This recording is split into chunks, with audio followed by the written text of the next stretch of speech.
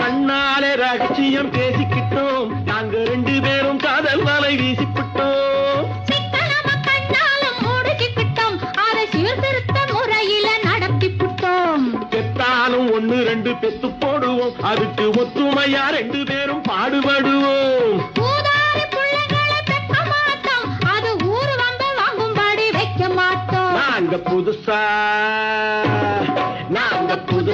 கட்டிக்கிட்ட ஜோடிதானுங்க, நல்ல பாட்டு படிக்கும் வாரம் பாடிதானுங்க.